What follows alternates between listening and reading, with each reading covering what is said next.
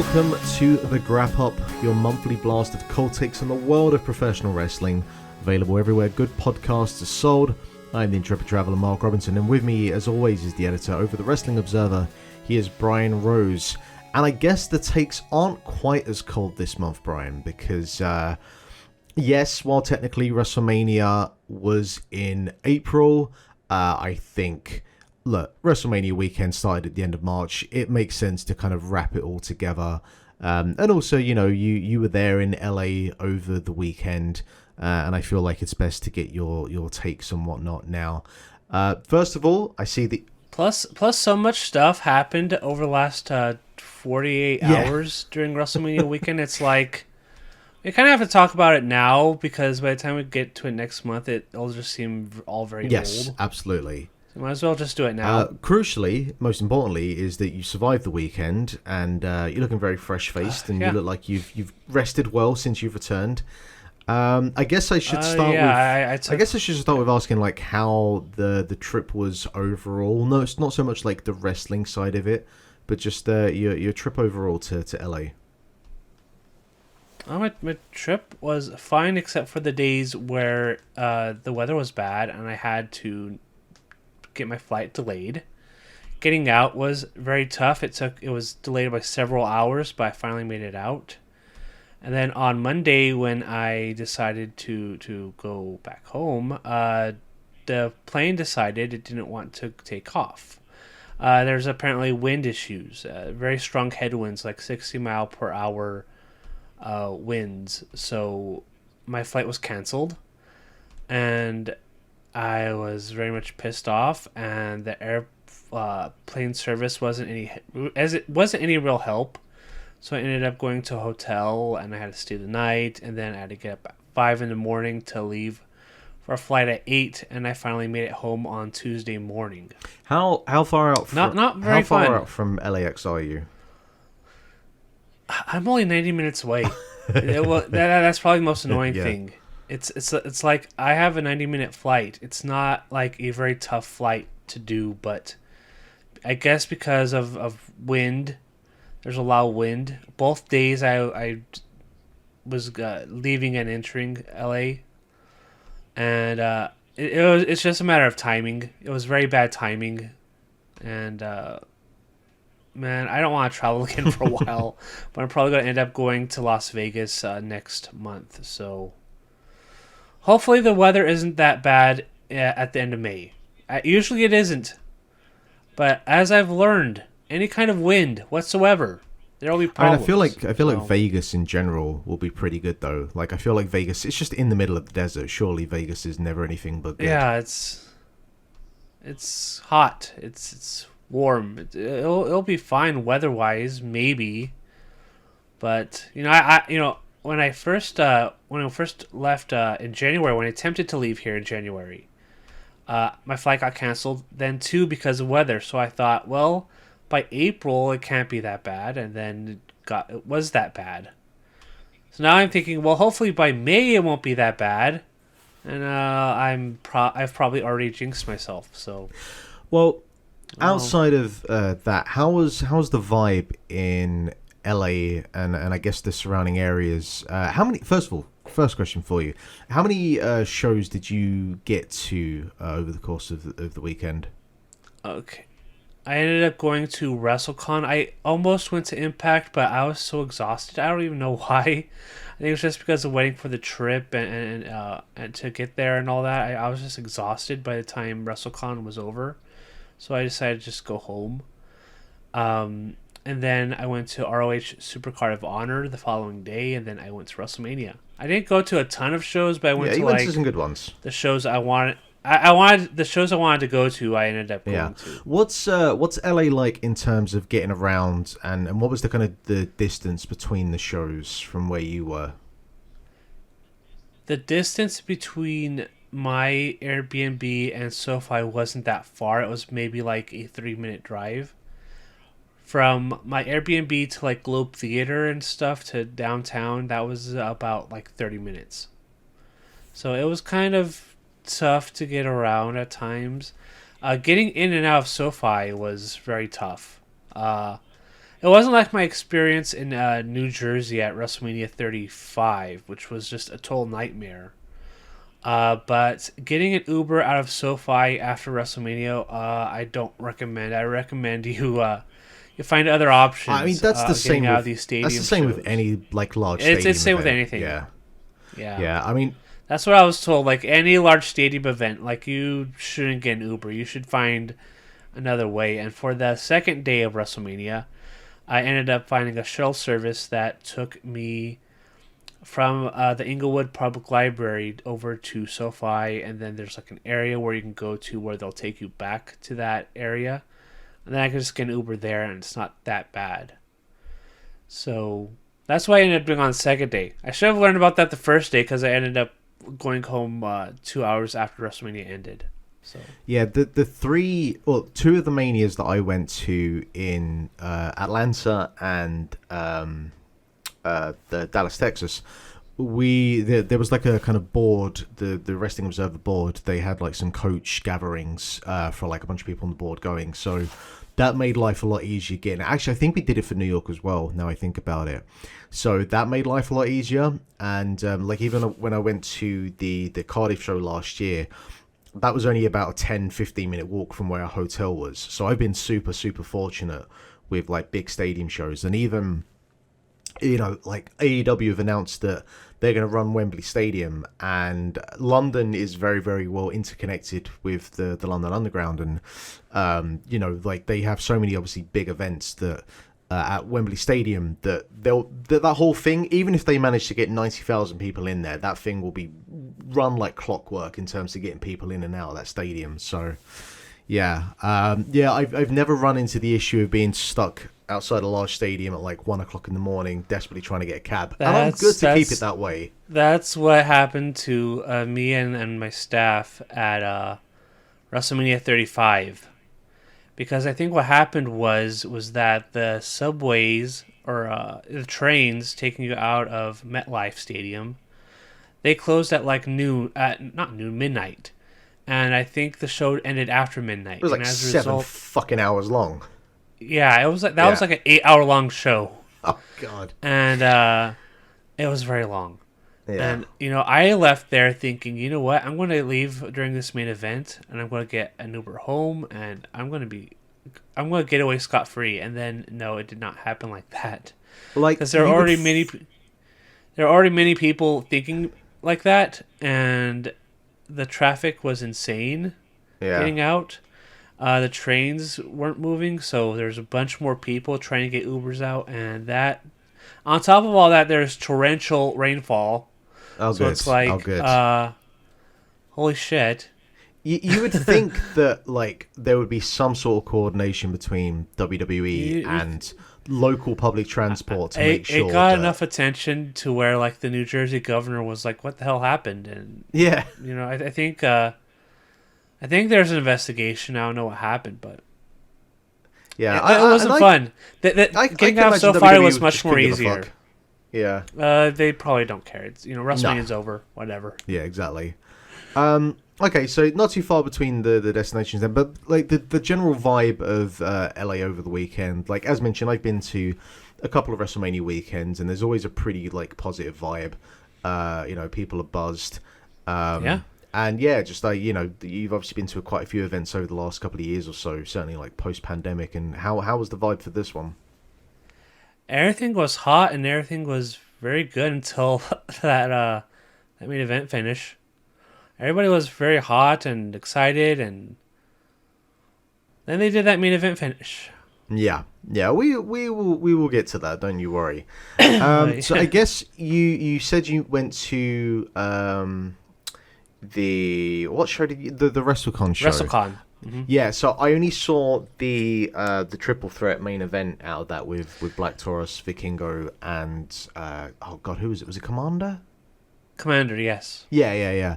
So that's the only thing I've seen from that show, but that match was completely insane. Oh yeah, Commander and Vikingo are two hot commodities at the moment, but Goes without saying, the Black Taurus as well is just a phenomenal He's base for one those of the two. greatest base guys ever.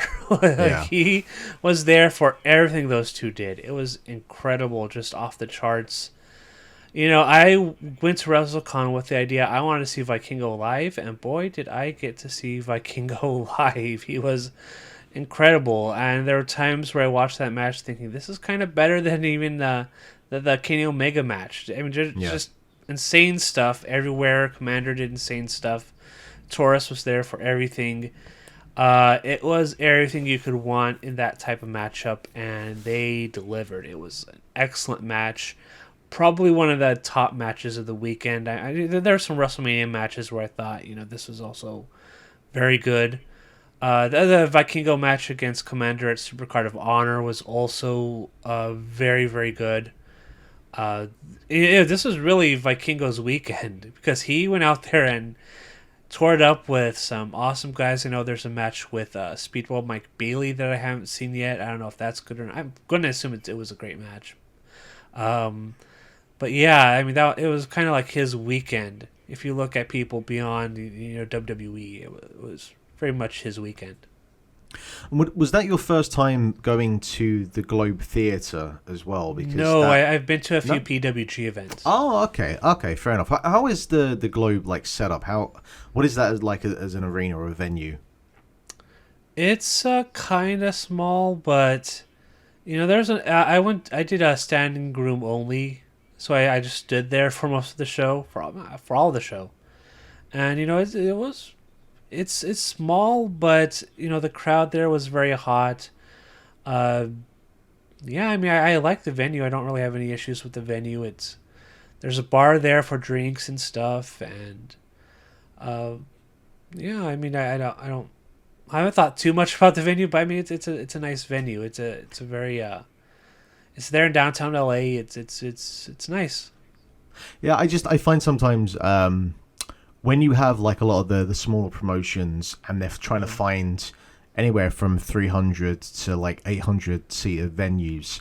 Sometimes some of the venues aren't great. The Globe Theatre is perfect. Yeah, okay, because a lot of the time you get sort of local community centers or bingo halls or anything like that, or basketball halls or gyms or whatever.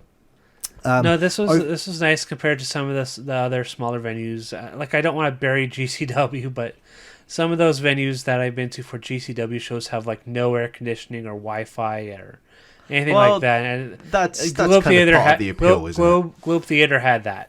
So yeah, I feel it's a very good venue. Okay, so that is that. I think of there was a million fucking shows this weekend. I had seen bits and pieces of a bunch of different shows. I will say that I do think on the independent side, I feel like this is one of the weaker weekends in terms of match quality output. I feel like a couple of things. I feel like there's 45 different GCW shows at this point, and there certainly was a place for GCW, and I still think there is a place for GCW in these WrestleMania weekends. But it was one thing when you had, say, Joey Janela Spring Break back in, what was it, 2018 or 2019. Yeah. And that was the thing, the kind of counterculture offering of the wrestling for the weekend. Yeah. But now there's a counterculture within a counterculture with GCW, where you've got obviously Spring Break, but you've got Effie's Big Gay Brunch, whatever the name of it is. You've got the For the Culture show. You've got the fucking emo show. You've got this, you got that, and you've just got so much of this dilution. And obviously it's great for the talent that they're able to take on as many bookings as they can, but sure, you end up with a lot of wrestlers that either wrestle a bunch of times and get quite tired, and there are only so many times you can wrestle in a 72-hour period before you get burnout. And it's the same with the crowds as well. And so I do think that this was probably the weakest weekend I can remember in a while. Like nothing particularly stood out. Like not even the Impact show, which had, now in fairness, that was snake bitten with a bunch of injuries. I think one of the things is that there is just too much wrestling, too much content.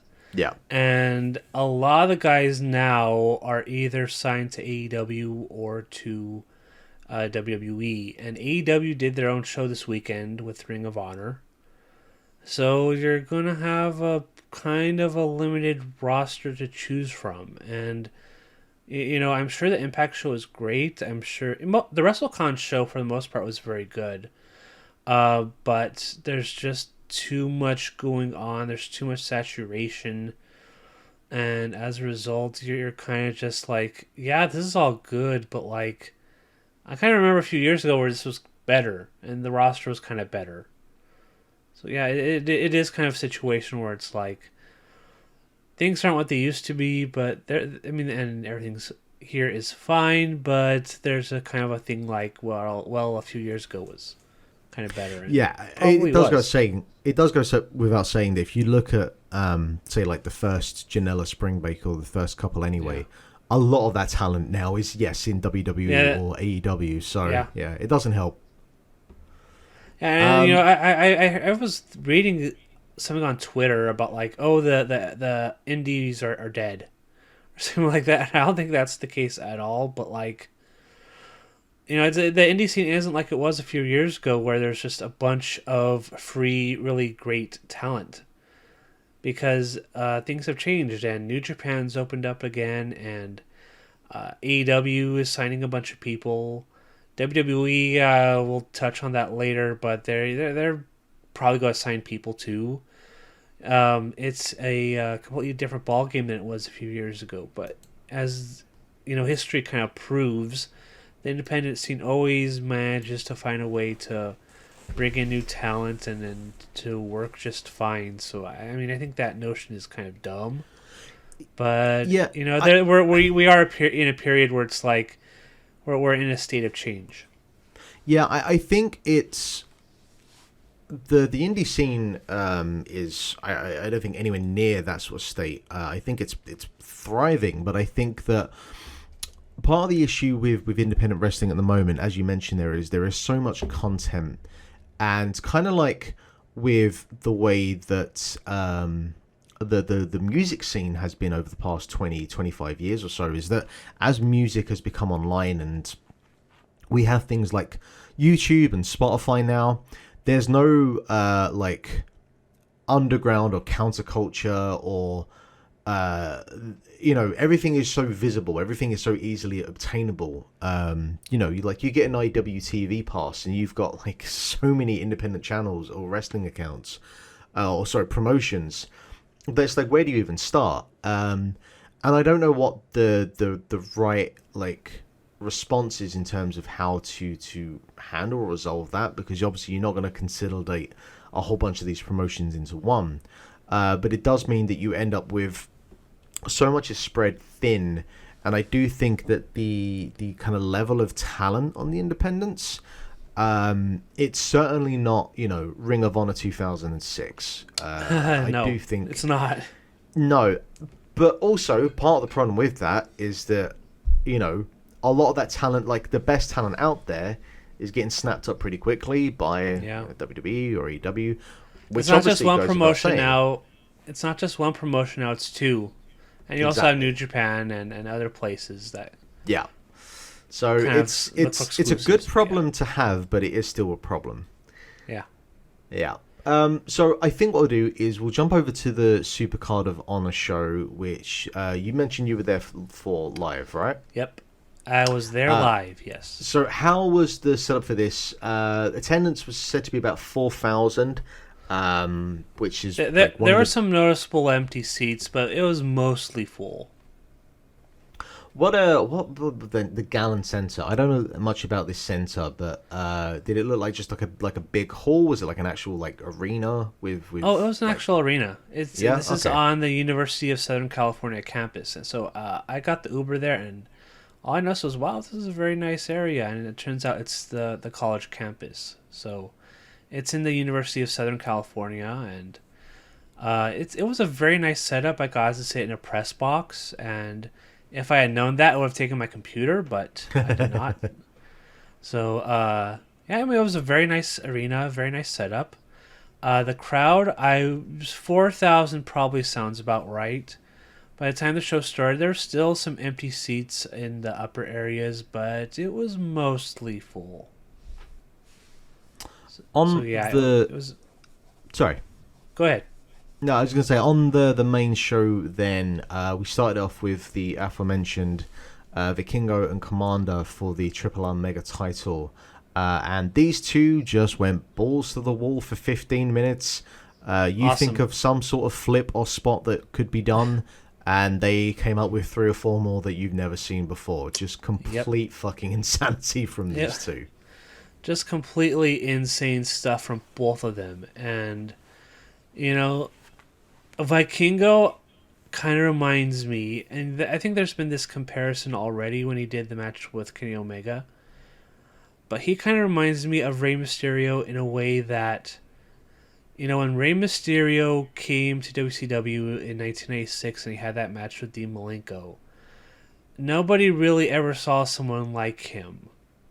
He was incredible, in the stuff that he could do and the way he moved and everything like that. And I'm kind of feeling that same vibe with Vikingo, where he's doing this incredible stuff that some people can do, but not a lot of people can do it in the way that he's doing it. And it's incredible stuff. He's like, if this continues, and I don't know how long he can continue doing this kind of style, but like if he continues doing this, I mean, he could be like a next level generational talent. I don't use that phrase often because it's kind of been used everywhere lately, but I'm kind of seeing that with Vikingo. He's really incredible. I mean, he's only 25, so you'd like to think Yeah. he's got at least a couple more years of going this hard, at least anyway, Yeah. before... And he's going this hard because this is his debut this year. He's in not North America, but United States. Yeah. So Yeah, I mean, you see like Will Ospreay has not toned down, but he's certainly like he's not doing a bunch of aerial stuff like he was doing at the start of his career. He's very much kind of toned it down in that way, but he's still like doing some crazy stuff. So yeah, and I think he turned 30 this year, maybe. So I remember when he broke out and he was like 23. Yeah, I remember seeing him live in the Electric Ballroom with about 700 people back in like 2012 or so. So yeah, it's kind of wild. But yeah, this was ridiculous. And I've been saying this kind of since the get-go with AEW that I wish they had, because they certainly have the talent for it, to do some sort of, whether you call it a junior heavyweight or a cruiserweight or whatever you want to call it, division. And the problem that they have, if they wanted to introduce that at the moment, is that there isn't really too much of a separation between heavyweights and junior heavyweights in the company. And also the fact that they just have enough belts as it is at the moment that unless they decided at some point to do a merger of the TNT and International, which, to be honest, I kind of do wonder why both those belts exist, but, whatever. If they were to merge those two, I think you would have space to have, like, a junior heavyweight or a cruiserweight, because you look at the talent up and down between the AEW and the Ring of Honor rosters, and the fact that, they have such a relationship with other partners that they can bring people in to do stuff with. And it just seems like such a missed opportunity. That because I wonder, like, what would you do with a Vikingo or a Commander without like having that sort of weight division separation? Because I don't think, I don't know, as talented as like a Commander is, I don't see a like a main event run with him. So no, yeah. I think a cruiserweight division is kind of a good idea. I think there's just a stigma with the cruiserweight division because you immediately see it as lower, because there's well, it did get popular with WCW in the mid 90s. By the end of the 90s, they were treated like jobbers. And WWE, they've never been treated right. I mean, they try once in a while, bring it back, and then Vince McMahon loses all interest, and they end up being job guys. So I don't think that'll happen in AEW, but there's just a stigma there with light heavyweight wrestlers and cruiserweights. And do you want to bring that stigma to a lot of talented people? I'm kind of like on the fence about that. I know they could do a cruiserweight division the right way, but I don't know if you want to put that stigma on people. Well, this is the thing. I feel like if you're going to have it work in North America, and you've seen over the 20 years or so with Impact and the X Division, which obviously wasn't completely that's up and down too. Yeah, that's not been perfect, but during its heyday, certainly like around 2005, 2006, the early 2000s, that was a very hot division. Yeah, that was the thing that made TNA stand out, and then obviously they went and fucked it up. But regardless, I do think that AEW and the people there are smart enough to know how to make that work. But hey, we're just kind of like in the realm of fantasy at this point. Other kind of notable things on the show: Samoa Joe, somewhat surprisingly, defeated Mark Briscoe by referee's decision to retain the World Television title, which actually means that Samoa Joe has been champion for a year now of that belt. Yeah. I remember him beating Minoru Suzuki last year, but it's kind of scary that that's a whole year, because he was off TV for a few months. He was off TV for a long time too, and the thing also is that Ring of Honor was kind of in flux for most of last year. But yeah, I was surprised that Mark Briscoe lost, because the story made sense for him to win there. But there's like two storylines going on with that, also in WWE, which we'll get to. But for this one, I'm kind of more sure that eventually Mark Briscoe will win the TV title, maybe at Death Before Dishonor. Maybe we'll save it till Final Battle. I don't know, but to me, I think there's just more to the story, and I guess more build-up. I would have preferred they'd done it here, but I don't know. We'll see. The Ring of Honor TV has been kind of pretty good from what I've seen. I think the problem is that there's just too much of it, and there's so much wrestling, and so I kind of miss Ring of Honor some weeks. But that television show is pretty good, and I'm pretty sure we'll see a follow-up to that. So we'll see. Yeah, I mean, there was a number of decisions over the weekend that people questioned about, hey, this was the right time to do X, and we'll talk about one later on. The one everyone's talking about. I mean, this one got some talk. It did. It certainly did. Then Sunday came. Yeah, I feel like with this, for a start, I feel like you could have probably just had Briscoe come out and just had a match that he wins clean to really solidify him as, okay, Mark Briscoe is now a singles competitor in Ring of Honor. So I feel like you could have had that step in this journey for him, and him having to adjust to the fact that he is now going to be a singles wrestler going forward. And then, whether you get to... I don't know if you could stretch that out to Final Battle. That might be a bit too long, but certainly to a Death might Before be long. Dishonor. They might be able to do it, but I kind of want to see it already.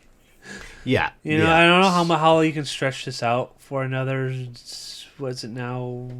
9-8 months, so it's... That would be December. That would be kind of long. So yeah, I would think so as well. So, but I mean, this was a really good match. I think that obviously, Joe and Briscoe, they go back so many years that I'm not surprised that they were able to have a solid match.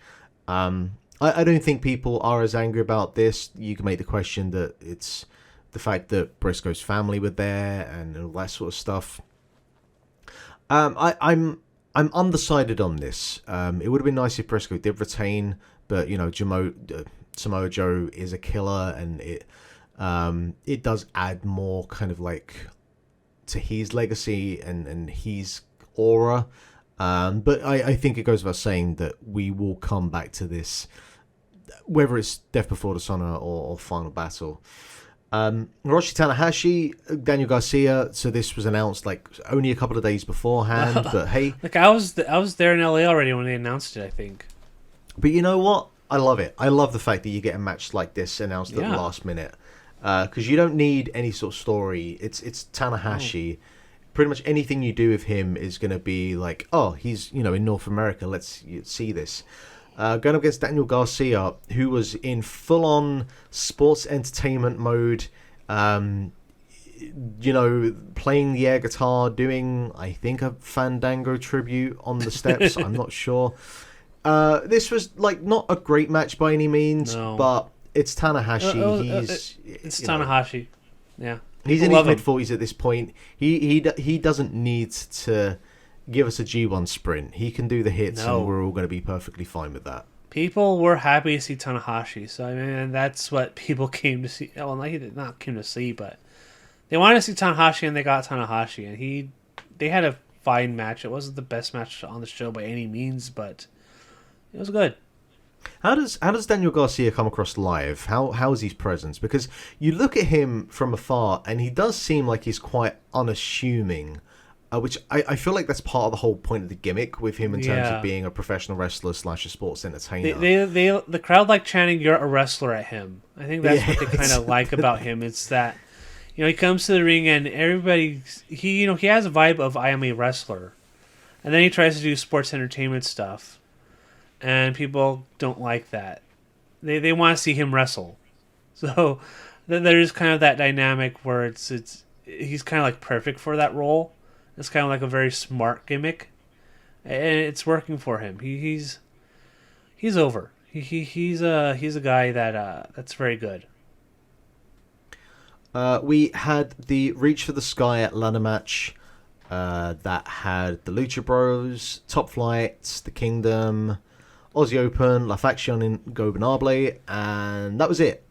This was, again, complete insanity.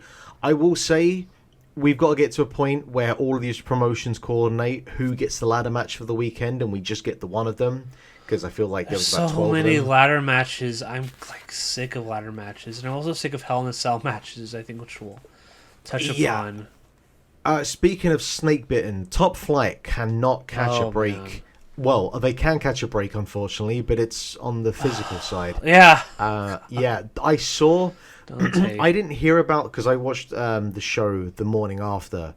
I didn't hear about the injury to Dante Martin. I didn't see. I was there live, and I saw the spot, but I didn't realize he was hurt until later when Twitter started going off, and I looked at a GIF, and it's like, oh yeah, his ankle is facing the wrong way.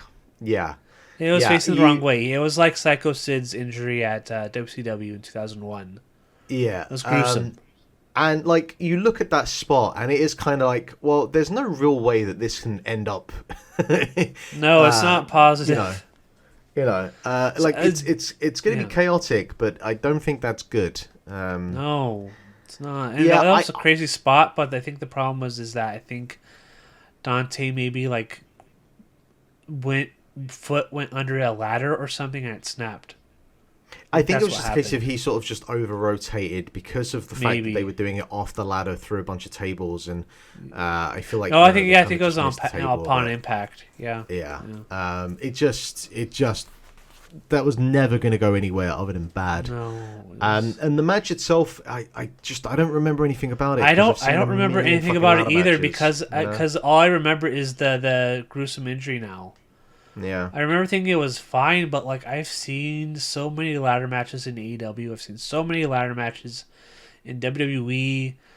That's I know it's a match where you want to get as many people on the card as possible, but there are some stipulation matches now where it's I'm over them. Unless you have a new idea or something, you can just put people on there. I think this would have just been a fine match with just a 5-way tag match. I'm kind of over ladder matches, and the appeal loses its luster every time you put out another ladder match. That's what I'll say. Yeah, I mean, for me, I was fantasy booking. What would I do for Supercard of Honor? And I was just thinking that you could have done a whole one-night tournament between a bunch of these teams to really put importance on the tag titles. But, you know, they went with this approach, and obviously it gets more people on the card and yada, yada, yada. But I am done with this. You got to see... was this your first time seeing Katsuyori Shibata live?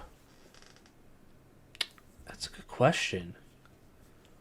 If I looked back, I probably might have seen... Actually, no, because he got injured in 2017. I think the first shows where they crowned the U.S. champion was the year after. So actually, this might have been my first time I've seen Shibata live. So yeah, now that I'm thinking about it. How was that for you? That was really cool because I never expected that. I never expected to see Shibata live again after the hematoma injury, and he had to get his brain removed and put back in. But yeah, I mean, it was cool. It was very cool seeing him live. It was very cool seeing the entrance live. They had a pretty good match. And Shibata is the Ring of Honor Pure Champion. I think he actually has a title defense on tonight's show. So, no, not to spoil, but I think that's what's happening. But is that like? Yeah, it was very cool. Is Shibata now just a full-time wrestler in North America? Is that a thing? Is that what we're doing? It's like, what the fuck? Guess I don't know. I don't know what the story is. I guess he's just going to do stuff here in the United States. You know, he is a trainer at the New Japan Dojo here in LA. He hasn't been in New Japan since, what was it, that match with Ren Narita? Where he decided to go against New Japan rules and just do a New... actually, I think it was UWF rules. Yeah, it was like last year's Wrestle Kingdom, the Kingdom. year before last, I think, yeah. Yeah, where they wanted to do a UWF rules match with him and Ren Narita, who now is kind of doing like the Shibata gimmick. And instead of UWF rules, they just decided to have like a match. And I think New Japan people over there got mad, but yeah, I mean, now he did that match with Orange Cassidy a few months ago, and now he is in Ring of Honor and he's the pure champion, and it's fascinating. Which is a perfect fit for him, to be honest. Sure. It's a match made in heaven. He is the wrestler, so it makes all the sense in the world. He's the pure champion. And yeah, I'm excited to see where it goes from here. Like, I guess he's wrestling again in Ring of Honor. We then had, for the main event, Claudio Castagnoli defeated Eddie Kingston to retain the Ring of Honor World title in 20 minutes of very hard-hitting action. One of my favourite matches of the weekend. Yeah, it was very good. Kingston didn't win here, but I think that I think they did a tremendous job in terms of setting this match up, in terms of giving you the history of Claudio and Eddie Kingston. And, like, for me, I know that there is obviously history between these two, but I didn't watch Shikara I didn't during either.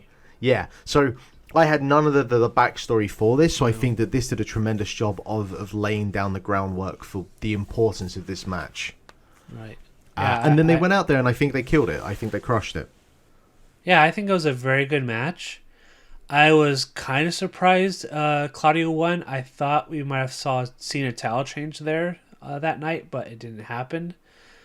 I kind of think we're in the same boat as with Mark Briscoe is in terms of the match. The feud between them isn't over yet, and we'll probably see it again down the line, maybe at the July show, maybe in December. Who knows?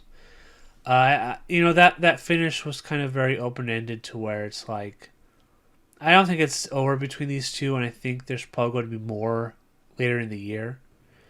But they had a very good match, a very good main event level match. It was good.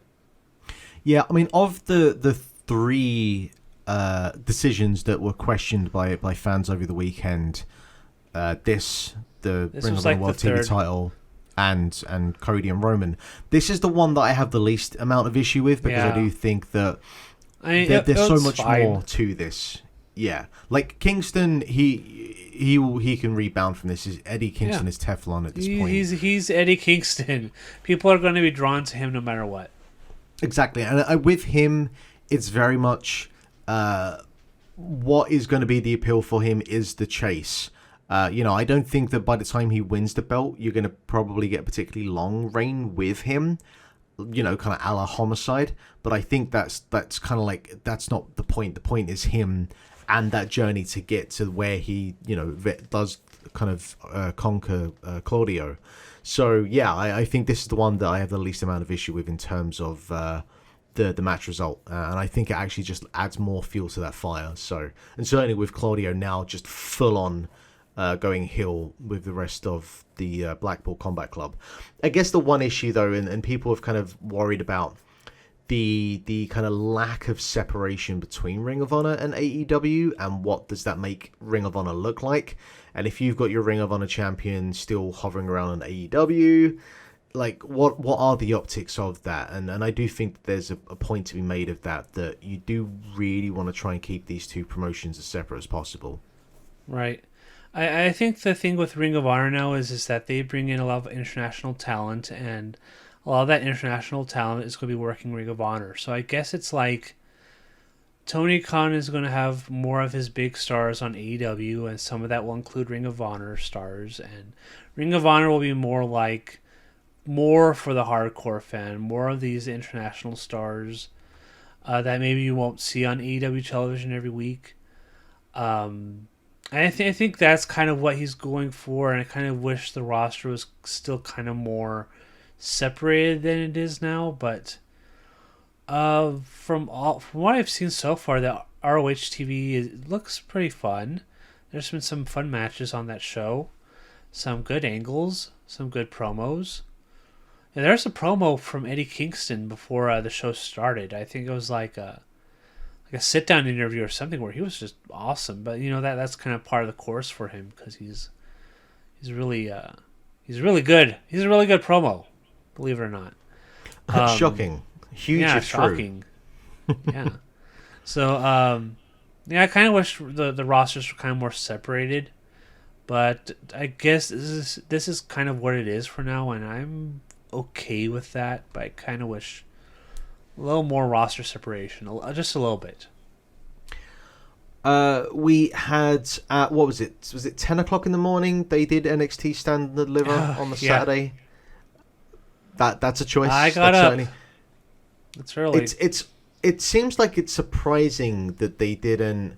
I know, because the Hall of Fame was on the Friday evening, right? Yeah, it was after SmackDown. Yeah. Right. Yeah. Okay. Because I'm still thinking like pre-pandemic days where WrestleMania was one night, and obviously they've had to kind of shuffle things around now because of that. Yeah. Yeah. I don't feel like. I don't feel like NXT at 10 o'clock in the morning is really to anyone's liking, but here we are. No. I hated the look of this card.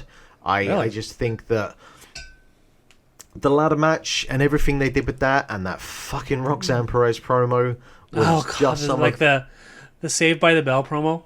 The most Bush League whack-ass promo you've seen in some time. I saw that promo, and I thought, first thing was like, okay, this is like Saved by the Bell, but like Saved by the Bell, the new class, where it's like just grade D level acting, and like, yeah, I like Roxanne Perez. I think she's great. She's a great wrestler.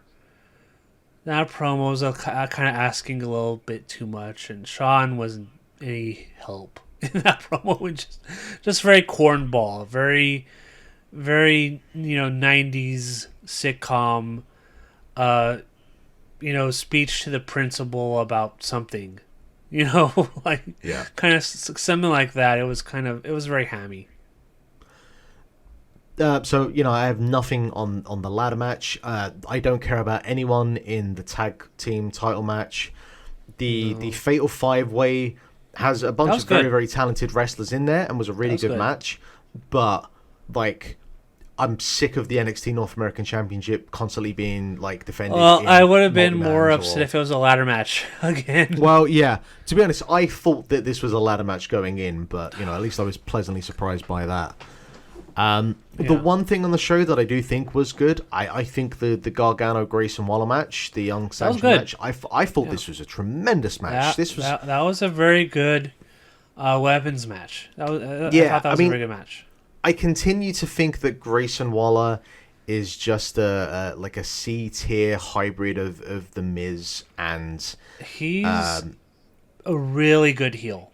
Yeah, really good. But I will give this to him. Like for what he needs to be, he is that kind of like equivalent of like a Baron Corbin, where he's perfect to be that kind of mid-tier heel to put someone else over. But I think he's a better wrestler than he's Corbin. a better wrestler than Baron Corbin. I think he's much more charismatic than Baron Corbin. Not as tall, I don't think, but like he's very good at making you hate him. He's very good at that, and that's something that not a lot of people have on that roster. Kind of like MGF. He's like really good at making people hate him. So he's a... But does this mean, like... Yeah, I will say this. I like the fact that they obviously paid off that story of the way that Gargano left NXT. But it's like, has he been demoted back to NXT for the third time? Because if that's the case, if I was Gargano... after this week, I wouldn't be surprised. You know, after if I was Gargano, I'd really look at options outside of WWE. Oh, that's a lot of people right now. That's a lot of people on that roster who thought. That said, though, we'll get to it. We'll get to it. You know, he really likes Disney World. Maybe he's more than happy just to do his once a week in Florida. So, I don't know. Sure. The tag women's match, whatever. And then the main event, Carmelo Hayes. I want to say that I do like the storyline in the women's tag team title match. I like that storyline with Brooks and Fallon and Kiana. I like that storyline. This match was nothing. This match was nothing. I mean, that Fallon and Kiana are kind of okay for NXT television. They in this position, it's very hard sell. The storyline is much better than the actual match. Yeah, I got nothing.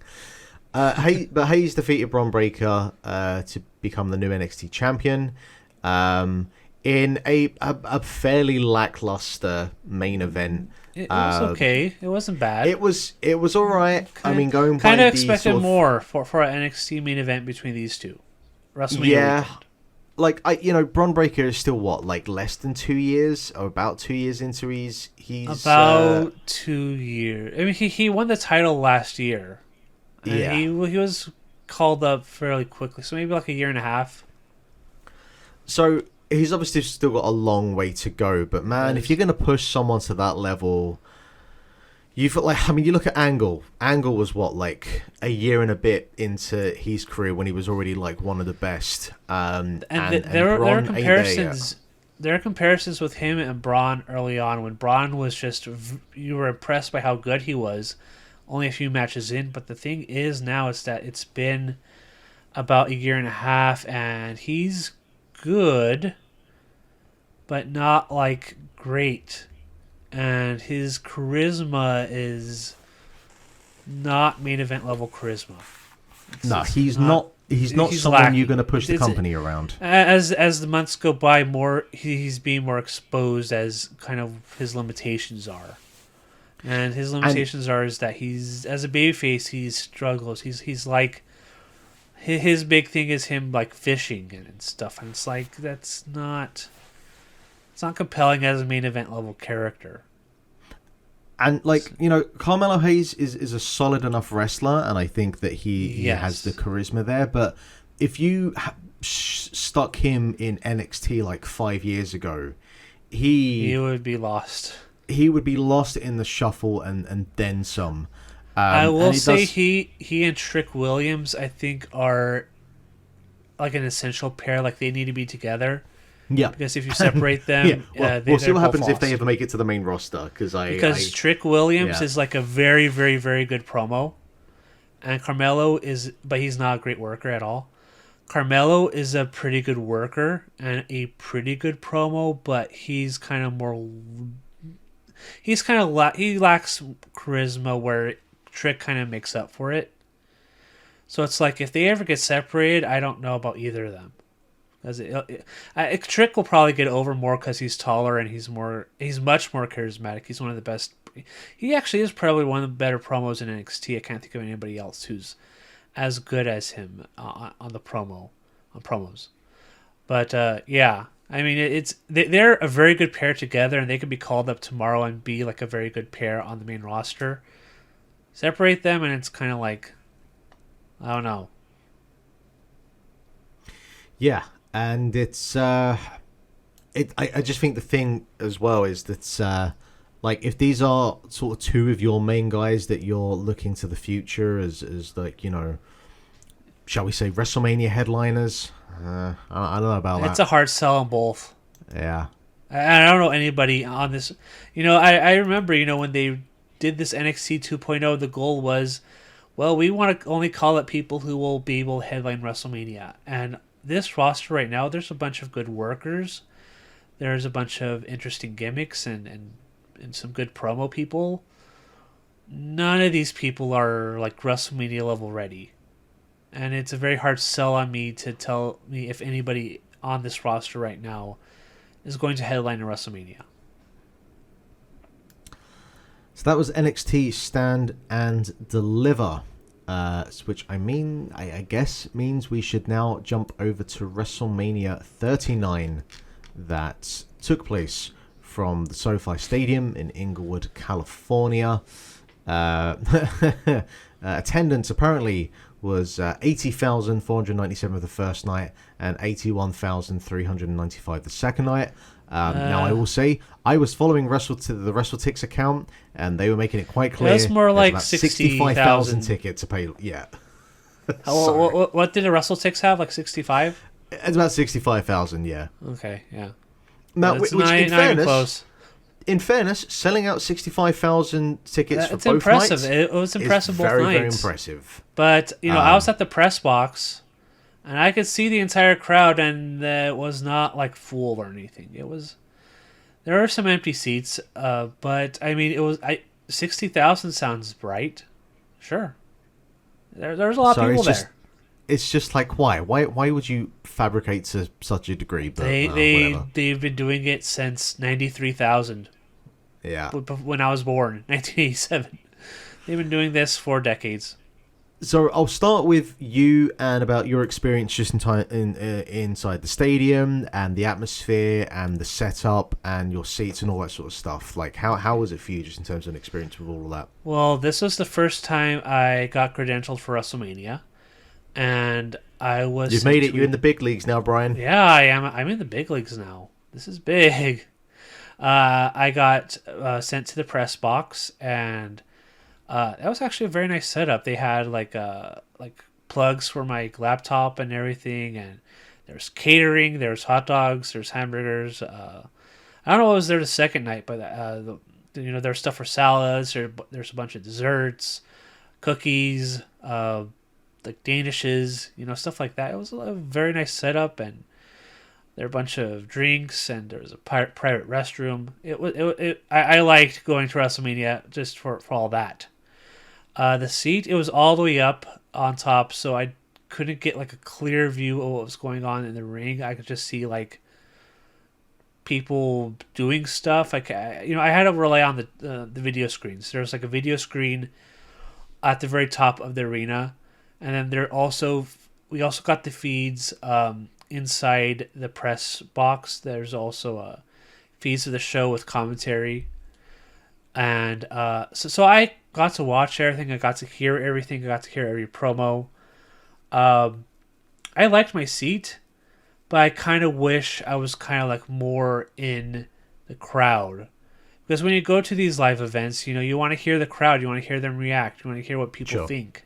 Yeah. So it's kind of hard in that way, but I can't really complain about my seat because, all the other problems I have with going to arenas, like waiting to go to the bathroom and wondering how to get food and how much the food costs and all that, a lot of those problems were eliminated. So I can't complain too much about the press box, but I do kind of wish it was like more closer to the ring.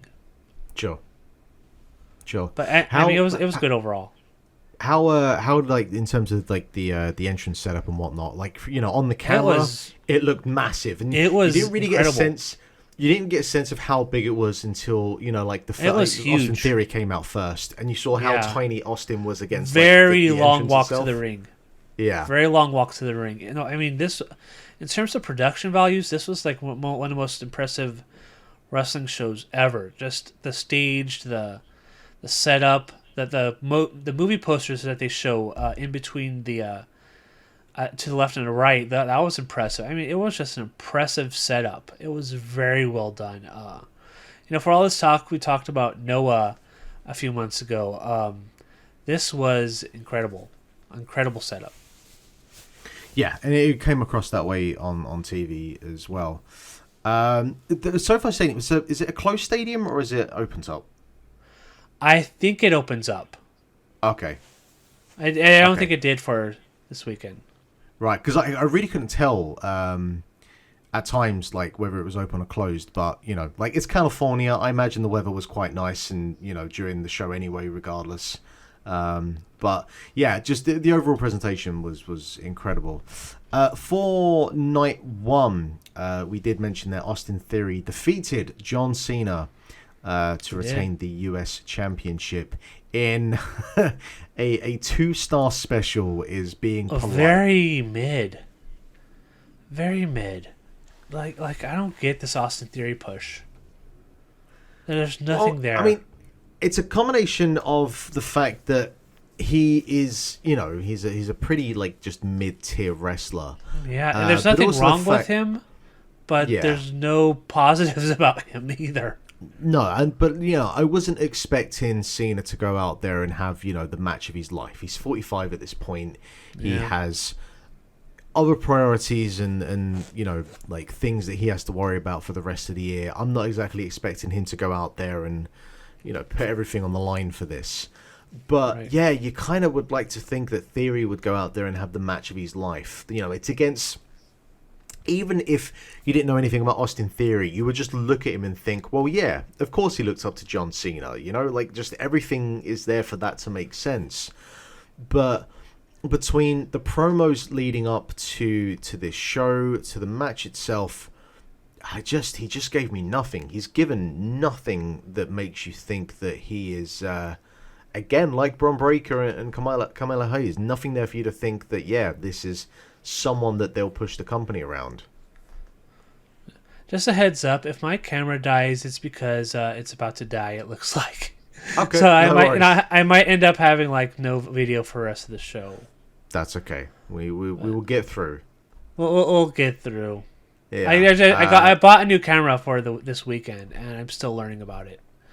And I'm learning I probably should have charged before I did this show. Well, I was going to say, because like that's really like usually most webcams that I've ever used, like external ones, were kind of USB plug-in sort of webcams. Yeah, no, this is like a Canon digital camera. I decided to buy. Oh, I see. That's why you were looking so kind of clean and pristine today. Yeah, it's a very nice. It's a very nice camera, but I'm still learning about it, and I should have learned to charge it before I started today, because I don't think I've charged it since I left for Vegas or LA. Okay, so that's probably why. But anyway, all of this was far more interesting than this match. That's all you need to get out of this. I have no comment on that match other than it was very mid, and I don't see anything in Austin Theory. Not yet. The Street Profits defeated Braun Strowman and Ricochet, Alpha Academy, and the Viking Raiders in a men's WrestleMania Showcase Fatal 4-Way Tag Team match that went 8 minutes and 30 seconds and simply had no right to go as hard as it did. This thing was bonkers for the 8 minutes it lasted. Braun Strowman took a Chaos Theory suplex from Chad Gable. Yep. That was very impressive. I'm not going to forget that spot anytime soon. They went hard, and this was very good. Yeah, there's just basically a bunch of very talented wrestlers here who deserve far more than what they're given. Yes. And I was so fucking just furious that the Street Profits get this, really impressive win at WrestleMania, and just in typical WWE fashion, instead of kind of building on this for the next couple of weeks, even if you just go to Backlash, which is 3 weeks away, fucking, get the Street Profits out the next night. Get them in front of Owens and Sami Zayn. Build that match up. But no, we just threw it out on Raw the next night. And I don't know, the booking patterns of this company make no fucking sense sometimes. Well, I think we know why. Well, yeah, I guess we do know now why, but yeah. Yeah. But this was good. This was a whole bunch of fun, like way more than I I went into this show looking at this just thinking, this will go like 3 minutes, whatever. But no, they went out there and they had, just a spot fest, which is exactly what they needed for this point of the show. Yeah. Seth Rollins defeated Logan Paul in a match where, and they mentioned in commentary that they were surprised that Logan Paul was having like such a tremendous match, and hanging on there with Seth Rollins. And then Michael Cole was like, well, we keep saying that we're surprised by this. At some point, we just have to expect that Logan Paul is good at this. And well, I mean, he proved that with the Roman Reigns match. Yeah. He's very good at pro wrestling. And like, you can say what you want about his persona and the stuff he does on social media or whatever, but he's very talented. He's a very talented guy, and he had a great match with Roman Reigns. He had a good match here. I don't think it was as good as the Saudi Arabia match, but this was still pretty good. And you watch Logan Paul, and you can certainly see that there are certain aspects of his fundamentals that are a bit flawed, that aren't as smooth as someone who's been doing the reps for a couple of years. But for that kind of big match appeal, you don't really worry about that sort of thing, and your typical WWE fan doesn't really care about that anyway. No. But in terms of being just that absolute scumbag heel that you want to see get his comeuppance, man, he's perfect for it. And while the Seth Rollins character, and we've mentioned this many times on this show and elsewhere, is I don't know, I feel like I would hope that Seth will start to dial down aspects of that and strip down some of that to get back to the kind of core elements of him. But though I guess you could argue that the kind of core basis of Seth Rollins is really boring, so you need this dressing. But look, he still obviously is one of the more talented wrestlers on the roster. Yeah, he's one of the best wrestlers on that roster. Yeah, so it was no smart doubt about that. This was a smart pairing, and you looked at it going in and thinking, hey, this could be one of the matches of these two nights, and it delivered. So good job on both of them. Yes. And fuck KSI, by the way, but whatever. I heard about that. Yeah. He's a scumbag. Yeah. Trish Stratus, Lita, and Becky Lynch defeated Damage Control in a boring, slow, plodding match that possibly is the end of Bayley. I don't know what's up with that. She put out a cryptic tweet after Raw, I think, or maybe before Raw, saying like, "Bye." So I don't know what's up with her. Yeah, I saw that tweet, and you could make a number of conclusions. Yeah, you can make a number of conclusions, whether it's just her working everyone, whether it's her thinking, hey, my best friend is out there killing it in New Japan and Stardom, and I want a piece of that. Or maybe it's just her saying, fuck this, I don't want anything to do with Vince or whatever else. It's hard to know at this time, but if it is, then that really is like a damp squib on a very disappointing 9-month run or so of Damage Control. And that just whole thing just not really amounting to anything of note. Yeah, it was a disappointing run with the people who were involved. Very start and stop. I don't get why they didn't just win the titles when they were supposed to. Just a lot of months of just kind of doing nothing. Just kind of there. Then on Monday, they ended up losing in like 2 minutes to Liv and Raquel. So if Bayley's gone and Vince is back, because those are two people that Vince didn't want on the main roster. Dakota was cut. And Io was very much on her way out. So I don't think it's looking good for them either. Yeah. Yeah. There's... I mean, it's in one aspect, if it goes the way where they're pushed out or they decide to leave, it's not great for obviously the WWE roster. But No. there's a number of opportunities out there between New Japan's kind of continued push in the West and the way they're trying to utilize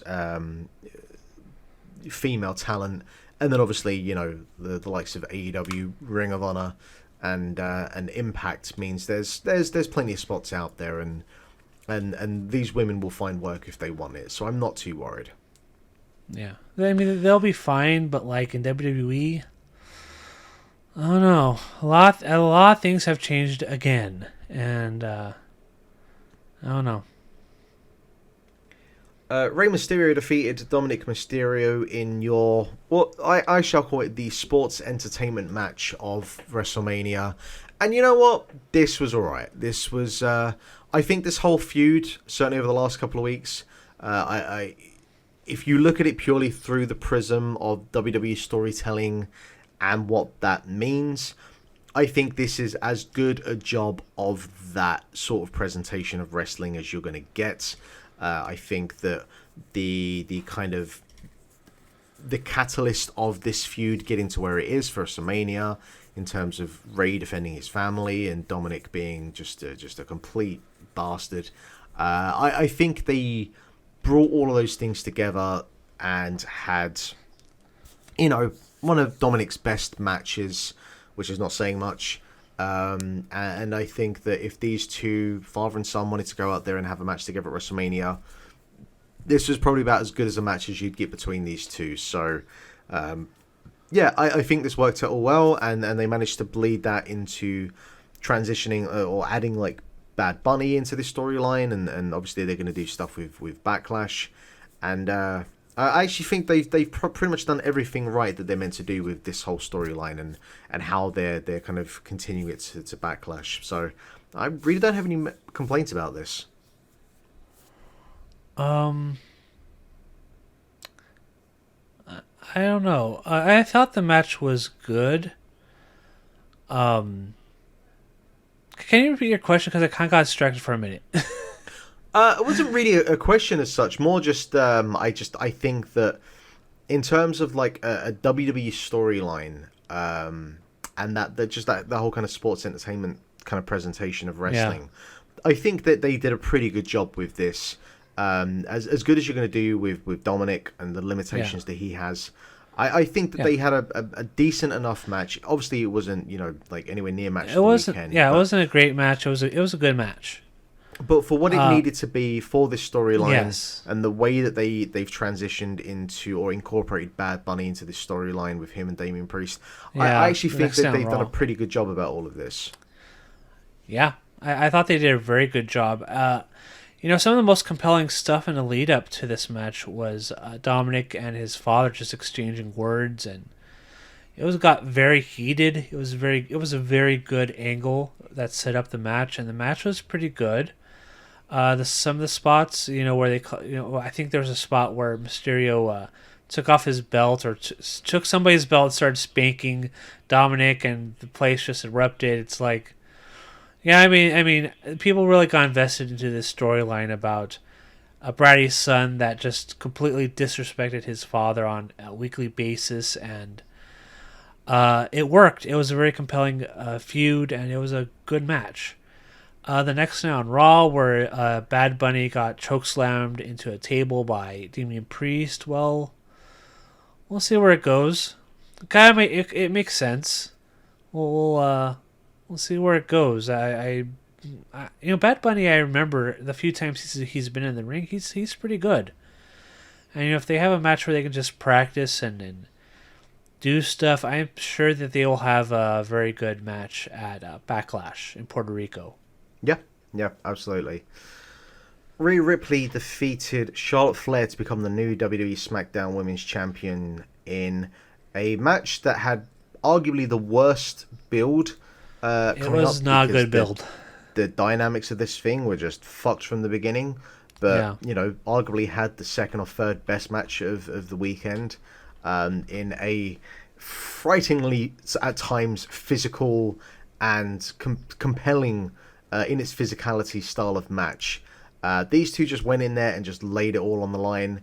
And I think these two just fucking just killed it. And the whole Rhea Mami storyline persona, I can give or take it. I do wonder how they're going to have her go forward as the SmackDown Women's Champion, considering that Judgment Day is on Raw. I think the brand split's dead and it doesn't matter. Well, then you've got two women's champions when you really only need one. I think that's what Raw was for, where Rhea Ripley came out during Bianca Belair's promo. I think eventually they're going to have that match for the titles. I don't know when. Might be in Puerto Rico. Might be at Saudi Arabia. I don't know. We'll see. Yeah, I don't know if they'll do it right now. Maybe they'll kind of hold it up to like SummerSlam or something. Yeah. That might be a program. But yeah, I really wish they would just like say, hey, look, fuck the brand split. We can't be bothered anymore. Just come out and say it at least, so we don't have to fucking dance around it. When Triple H came out for that big announcement on Raw, I thought, I guess we're either going to get a draft or we're going to get something about this brand split, because it's like, why are the same people, are different people on the shows they're not supposed to be on? Why are they here every week? Hey, he's got another announcement coming on SmackDown, so, there's still time. My guess on that is it's just going to be the same thing. He's going to say the catchphrase that opens every show and be on his way, because he ain't in charge no more. Maybe they're going to announce that they're doing Money in the Bank at Wembley Stadium now. Yeah. I feel like they're going to counter that with something. They have something up their sleeve, I'm sure. Because I don't think anybody expected a Wembley Stadium announcement. I would so laugh if they try and counteract with like the NXT Europe announcement or something. God. And because if they think that that's going to have any fucking impact on that All-In show, oh boy. No, it's going to be a fruitless effort, I think, to try and counter-program that show. There's still a lot of questions, though, about that show. Like, is it going to be a pay-per-view? Because I feel like it's going to be such a massive show. It's like, you're going to have that televised somehow. And, there's also All Out is the week after. Well, All Out hasn't been confirmed yet, right? No, nothing's been absolutely confirmed yet, other than the show's happening on August 29th, I think, something like that. In Wembley. Dave, let me get AEW on Cage Match up here so I can see, because they usually have all the kind of events. No, there's no All Out or nothing. The last show that they have here currently is All In on the 27th. So I don't know. I figured that'll just be the pay-per-view show, and that'll be like this year's All Out, or whatever. I don't think you need to do All In All Out if you've got this. Right. Yeah, I would agree that you don't need to do that show if you're going to do a Wembley Stadium show, but from all I've heard that they're still going to do a show in Chicago for All Out. So I don't know. There's a lot of questions. And one of the things that was brought up during that promo with Adam Cole was that it's also celebrating 100 years of Warner Brothers. So I feel like whatever is happening, Warner Brothers is somehow involved. I don't know. I guess we'll see. There's a lot of questions about this show that have not been answered yet. Interesting. All right. Well, look, there's plenty of time, so we'll see. Yes. We had Pat McAfee defeated The Miz in technically what was a match. Sure, fine, whatever. I don't care about it. No, no comments. In the main event of what should have been the main event, and they were smart enough to come to their senses just before the show. Kevin Owens and Sami Zayn defeated the Usos to become the new undisputed WWE Tag Team Champions in what was Kevin Owens now technically his second main event at WrestleMania, and the Yes. first time that the tag team championships ever main evented a WrestleMania. And if you want to go into the technicalities about whether this counts as a main event in WrestleMania, knock yourselves out. They headline a WrestleMania. It Yeah. counts. Yeah, as far as I can see, we're good to count this. And look, this was a tremendous match. I kind of wish that I was saying earlier about how I didn't need any more ladder matches. I do feel like this is the one match where I would have accepted, just because of obviously the hatred of the two teams, but also the backstory and the history of Zayn and Owens, and obviously pre-WWE, which might be lost on a bunch of people. I feel like this is the one place where you could have done a ladder war or a TLC or whatever, but they went for a traditional tag, and you know what? Doesn't matter. They had a great match, a compelling match that the crowd was there for from beginning to end, and at least part of this whole bloodline story got paid off with a satisfying conclusion at WrestleMania. Yeah. It was a very, very, very good match. Awesome match. Probably, I don't know, because I really like Taurus and Commander and Vikingo, but this was also up there with one of my favorite matches of the weekend. Just a lot of callbacks, great heat, great wrestling, and a finish that everybody liked, that everybody wanted. It was great. It was nice. Everybody left happy, which is probably what you should do for a lot of these shows, which we'll get to the next night. But no, this was a very great match, and the right people won, and we'll see what happens from here. I mean, it was a story that they've been telling for months, and it reached a satisfying conclusion. So I think this was a positive all round. That was night one. On night two, we started with Brock Lesnar defeating Omos in just under 5 minutes. Probably the weakest Brock Lesnar match I can think of in God knows how long. Really? I thought for who he was facing, and since it was only like 5 minutes maybe, I thought this was way better than I thought it would be. I mean, it was fine, right? Don't get me wrong, it was fine. Yeah. But I wouldn't exactly say this is something that, if you were to make a best of Brock Lesnar matches, that this is getting anywhere near, I don't know, the top 50. No. But I mean, it's against Omos. This could have been so much worse, and instead it was a very smartly booked match where Lesnar sold for most of the match, then cut off Omos and gave him an F5 and 1. It was very basic, and exactly what it needed to be. The women's WrestleMania Showcase Fatal 4-Way Tag Team match. Ronda Rousey, Shayna Baszler defeated Liv Morgan, Raquel Rodriguez, Natalya and Shotzi, and Chelsea Green and Sonya Deville in... even with like the Pat McAfee, Miz, and the Miz and Shane debacle, which we'll get to, this was probably the worst thing over the 2 nights. The really? crowd was dead. No one. This thing was horrendous in every single aspect. I don't think it was bad. I could argue it probably was the worst thing on either night. I didn't think it was like terrible though. I think they did some 1 or 2 cool spots. But yeah, I mean, it wasn't like a highlight of the weekend at all, and it wasn't very memorable at all. It was just dreadful, and this Ronda Rousey run continues to be. I don't get it.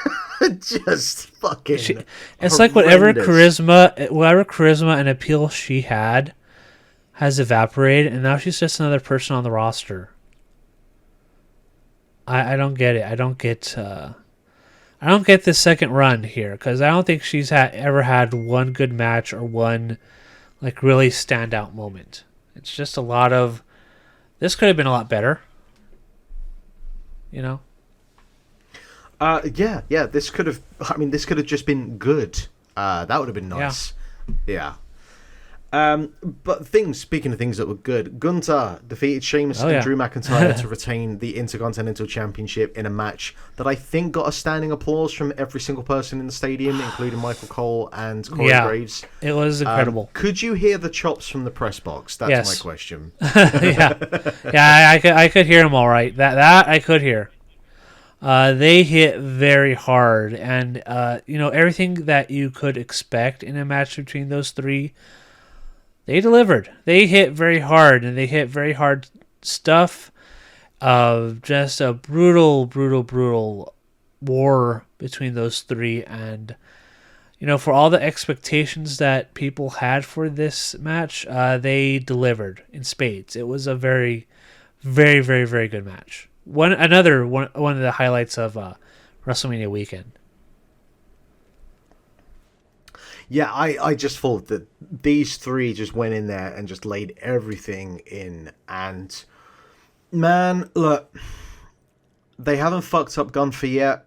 And of all of the prospects or the aspects or the projects that Triple H has been working on post-Vince, Gunther is the one thing, the one constant, and it's the one thing I'm worried about more than anything else. That by the time we get to SummerSlam, he's going to undo all of the kind of good work that's been put into this project. Because, man, Gunther just... I still have problems with the fact that, I really wish they would just use his original theme. But I'm at the point now that I can look past the whole Walter business and just accept this for what it is. And yeah, man, Gunther, he's just too good that you really have to look at it and think, look, he'll make this work. He's far too talented to not make this work. And fair play to Sheamus and Drew as well, because Sheamus I think is 44 or 45. Yeah, he's starting to get old. But he is probably having the best year this is the best Sheamus that I've seen. I remember there was a long period where I'm like, Sheamus has not changed his look. He has not... he's won all these titles, and then it's kind of I'm not, into him. But now I'm starting to get into him with this run, with him and Drew McIntyre and Gunther, and the series of matches he's had with Gunther over the last year. It's all very great.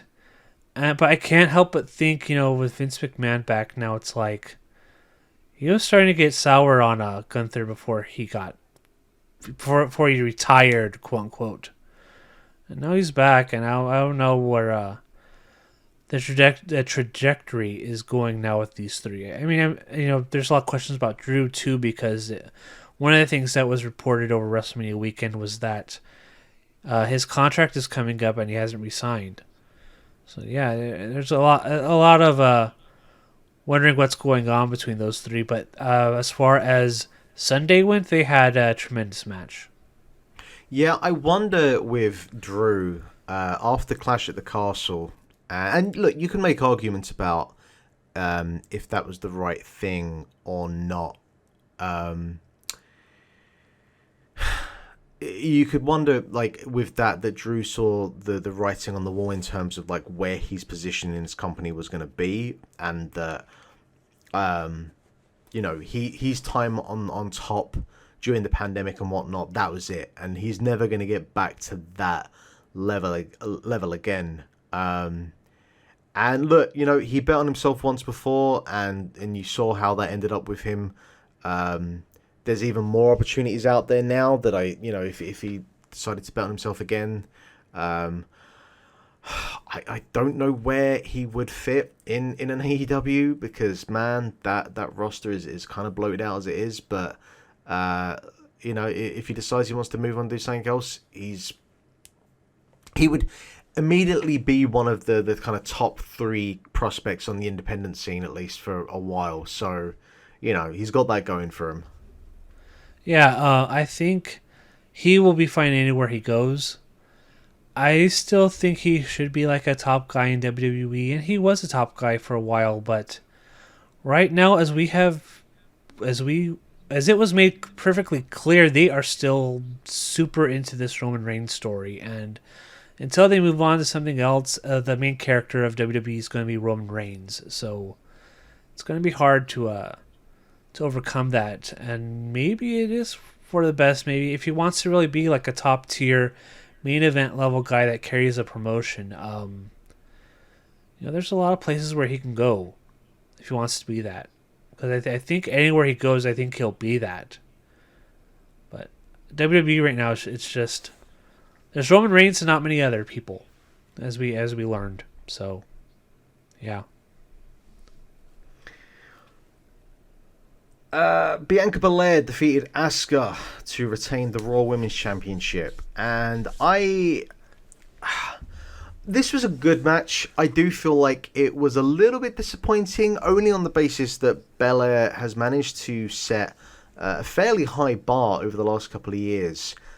Between the Sasha match, the Becky Lynch match last year, and the SummerSlam match as well. I feel like she's had those kind of big time moments and she's delivered. And this one, and obviously because of the caliber of the opponent in Asuka, I thought this could easily have been as good as the Rhea and Charlotte match from the night before, but it fell a little bit like it was a shade under that. Yeah. And yeah, I don't know. I feel like something was missing with this match. I don't know if it was just me.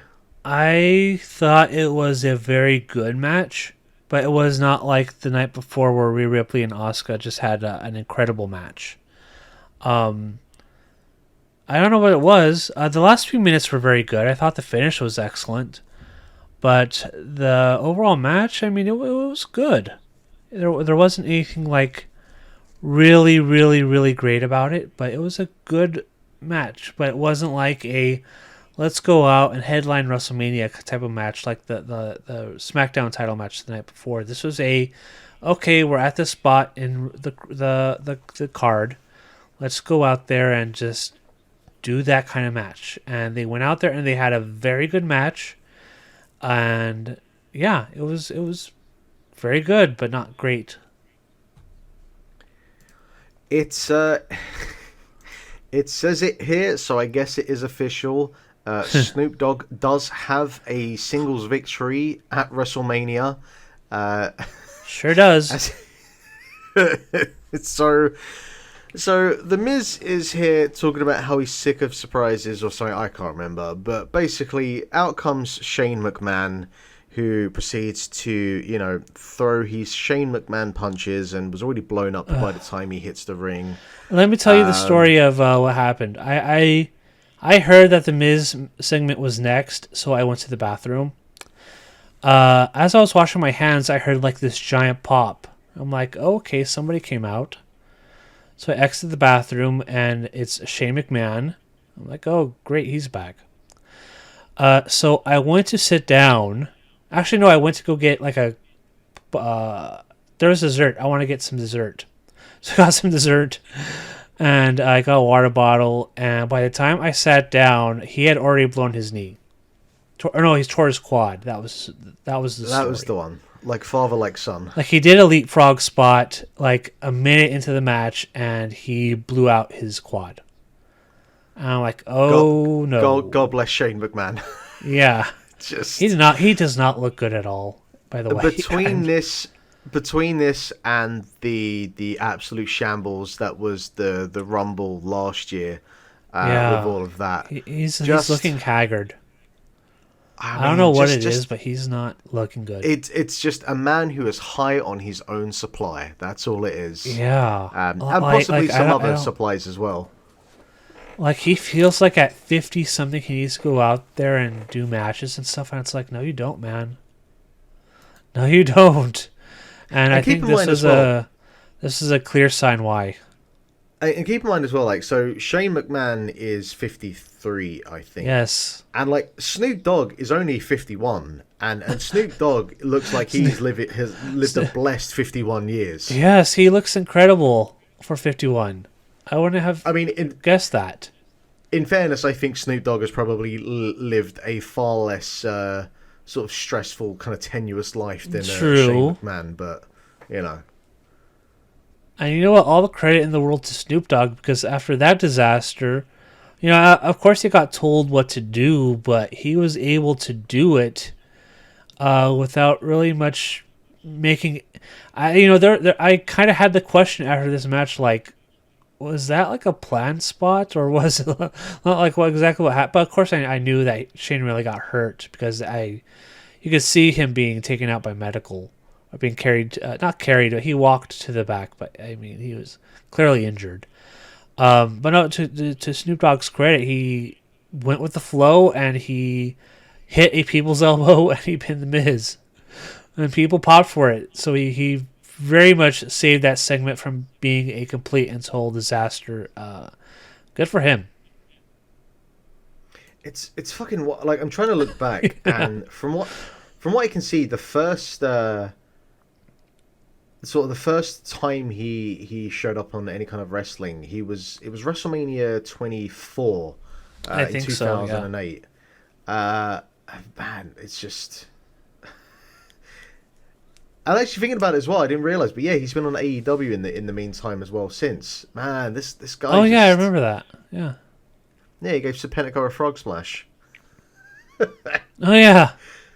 Oh, Snoop Dogg, what a man, what a legend. Incredible. Saved WrestleMania. Yeah, he kind of did actually. Yeah. He did. What didn't save WrestleMania though was Brood Edge, as the very large words in his Titantron will tell you, because for some reason they didn't have I thought Brood theme. I thought or when Gangrel. I thought he would come out to the Brood music. You would think that. You would think that, right? And then he didn't. And then he came out to like some ominous music, and then that stopped, and then his Slayer. regular music played. He came out to Slayer, South of Heaven by Slayer. Okay. And I was hearing it, and I was like, this is pretty cool. I know that Edge is obviously he's a big metal fan, and you're probably a big fan of Slayer. And so I was like, this is cool. But then they just stopped that, 30 seconds into it, and then just went into his Alter Bridge song. I was like, if you're going to do this, if you're going to give this whole, evil, demonic presentation, and you're going to have Russell Crowe in the... Oh, actually, here's the thing for you, right? Over the course of the 2 nights, right? So we've got WWE now that are throwing in all of these kind of advertisements, product placement and Cinnamon advertisements. Toast Crunch, TurboTax. So from my perspective of watching this on TV, it's a bit goofy. You've got the kind of ringside area now, where obviously the security gates is now made up of LED boards and whatnot. So those are being changed with a flick of a switch. But obviously, maybe you couldn't tell as much because you were in the press box. But did any of that seem glaring or get in the way of the presentation? I saw this the ads of the ring. I did see that, but you know what? After a Pizza Hut Battle Royal and a match with the Miz and the Zombies, I would much rather take this than those. Like the match, or the Pitch Black match from Royal Rumble.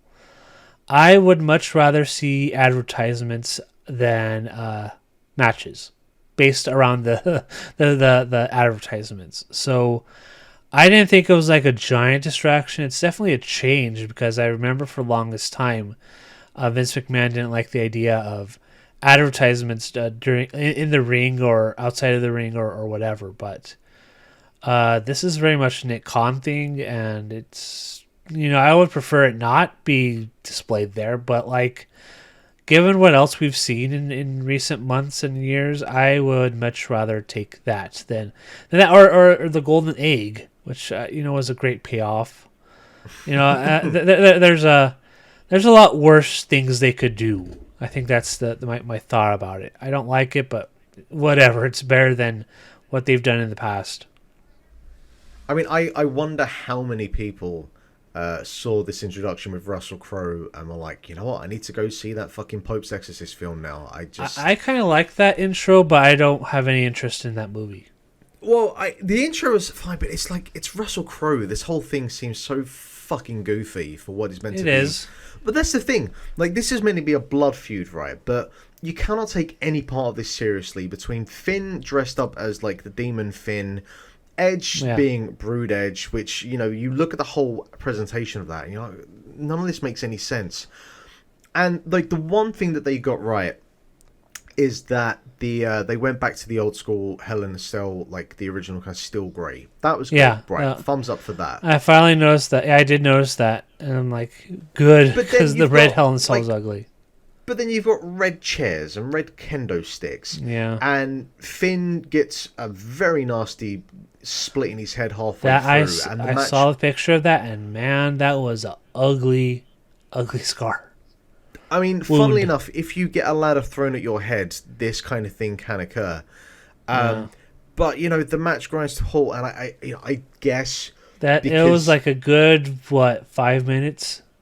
Yeah, and I guess when you see a split of that nature, you know, I don't know if they could really tell at the time. Maybe they could. Because a lot of the time, you know, if someone gets like a little cut and they spend a minute trying to deal with that, it kills the match and everyone gets pissed off. But this was a giant gash. Yeah, I will say in hindsight now, looking at the deepness of that wound and what it was, you know what? I'll grant them. They were probably right to step in and do what they needed to do, because that was, whoa, baby. That was a brutal wound. And it grinded the match to a halt. The match was good. But like I said earlier, I am pretty much sick and tired of these stipulation matches where it's the same thing. It's the same table spots. It's the same chair spots. It's the same ladder spots. It's like these hardcore matches in WWE have to be kind of brutal in a certain way because they don't want to have blood, as it was clearly evidenced in this match. And as a result, they go towards a lot of the same things in these weapons matches, and it gets dull. Like, I've seen too much of the same thing over and over and over, and it's very droll, very boring, and I would have just much rather have seen like a regular singles match. It probably would have been a lot better match that way. But, you know, for what it was fine, but like that long period was pretty boring and drove the match to a halt, and I don't know, I'm just sick of it. I'm just sick of the WWE Women's match. It's kind of like copy and paste for each one, and this kind of felt like that. Yeah. I have no disagreements about any of that. Roman Reigns defeated Cody Rhodes to retain the undisputed WWE Universal Championship. Sure did. The floor is yours, Brian. Well, first off, I want to see what Triple H said after this happened. He said something to the effect of, and I am paraphrasing, that, you know, this is just one chapter of a story, and we're going to continue the story the next day on Raw. And I'm like, okay, but here's the problem. With all stories, you have to know when to hit your peak, and you have to know when to hit that conclusion. You know, he compared it to movies, and it's like if you watch a movie and you see a movie at like 3 hours in and you see that there's like 3 more hours to go, it's like, I don't want to be invested in all this. Like, this story would have been better if it was just 3 hours long.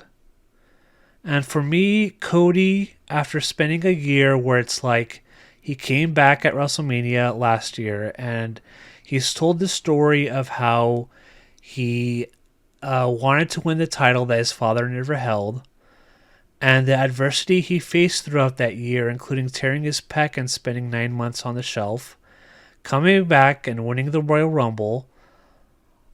It made all the sense in the world to finally hit that peak at WrestleMania and have him win the title. And the only way I thought he would have lost, it's because they decided to push it further. And in this case, they decided to push it further. And it was just the wrong decision to make.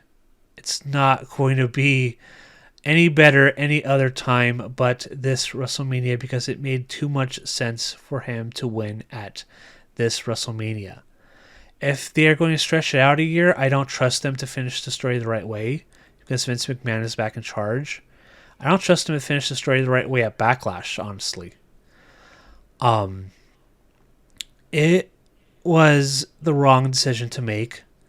I'm going to die on this hill because there's already comparisons to Lex Luger, who was supposed to win at WrestleMania in 1994 when he got his big main event run in 1983, and they decided at that SummerSlam, you know what? If we wait and build until WrestleMania, then it's going to be an even bigger win. And he didn't win at WrestleMania, and that hurt his career for a long time. I don't know if it's going to be the same thing for Cody, but this was the moment. This was the time. This was the third time in the last year where it was like, it makes all the sense in the world for Roman to drop the title then. It was Drew McIntyre. It was Sami Zayn last month or 2 months ago. And they decided not to do it because they, when I saw that they didn't drop it, when they didn't have Drew win it or when they didn't have Sami win it, my assumption was, well, they're waiting until WrestleMania where Cody wins. Then Cody didn't win. So now it's like, what's the end game here? When is Roman going to drop this title? I'm like to the point where I don't care anymore because it's like anybody they bring up, it's like, what's the point? Are they going to win or not? And there was no better candidate for Roman Reigns to lose to than Cody Rhodes, and they didn't do it. So I don't know. I kind of don't care anymore. And when you tell a story like that where you throw a swerve where people don't care anymore, it's like, are you really telling a good story? Or did you just mess up? I think in this case, they just messed up. Good match. Great match, actually. Not a good finish at all. Let me play devil's advocate here. Not in the sense that I'm on board with the fact, because I do think that Cody should have won this match.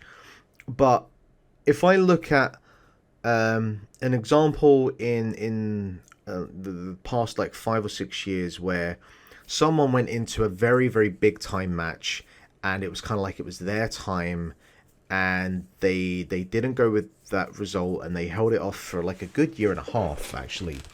I think back to when Kenny Omega won the G1 and then went into that year's Wrestle Kingdom against Okada, and they had, that incredible 54-minute match, whatever it was, that I think was the first time that it broke Meltzer's 5-star rating scale. And they came back to that match, I think it was a year and a half later, I think it was the Dominion the year after. Because they had the second match, which was the 85-minute long one or whatever, and then there was the G1, and then they had I think it was the Dominion. And you could look at that and you could argue that, well, Omega didn't become the Lex Luger because of that match. He grew from that match. He went on to win it to become the first US champion. He had the match with Jericho at next year's Wrestle Kingdom, and he's aura grew and grew and grew until he got to the point that he won the belt. And you could probably look at it and say, well, he kind of won it a little bit too late by that point, but at least you could say that him losing that original match didn't damage him in any way whatsoever. Now, you could obviously make the argument that he had arguably the greatest match of all time, which means that regardless of winning or losing, his legacy is set at that point. And as you mentioned there, the Cody and Roman match was a very, very good match, but obviously it wasn't the greatest match of all time or anything. I don't think that this damages Cody to that degree. I don't think this is a Lex Luger situation. I think that the crowd are behind Cody, and they don't have to worry so much about the Bret Hart, because there isn't really a Bret Hart in this situation, because they've managed to transfer the heat from Sami onto Cody, and I think that while you probably could have done the whole Brock Lesnar thing the night after, but with Cody as the champion, and you can argue about the logic of how that tag match was set up in the first place, but whatever. At least still, as long as Cody wins the fucking match, because if Cody doesn't beat Brock, then yeah, we've got some serious fucking issues that we need to address. So, we'll cross this bridge in a couple of weeks whenever we get to this match. And and therein lies the problem, because now you have Vince McMahon in charge, and he changes his mind every week. And now it's like this well thought out story that had been building for the last year. And granted, Vince McMahon was there for part of it. But the big moments came during Triple H's run as head of creative. And now that Vince McMahon's back and has the final word on everything again with his sale to Endeavor, I have no trust in that they'll tell the story or finish the story the right way. I have no trust. And that's one of the problems I have with anything post-WrestleMania. It makes all the sense in the world for Cody to eventually win the title. But the problem is now it's that you have somebody who has a very short attention span booking this show. And it's not a good sign for anybody. Yeah, I do think that he will beat Brock. I fucking hope he beats Brock. And so it makes sense for him to. Yeah, and you can get back to this kind of like SummerSlam. And look, I think Cody is talented enough and is smart enough and, talks the right game that you can build that that storyline back up. But like in terms of can they make it as big where everything fell into place with WrestleMania, can they get back to that? That's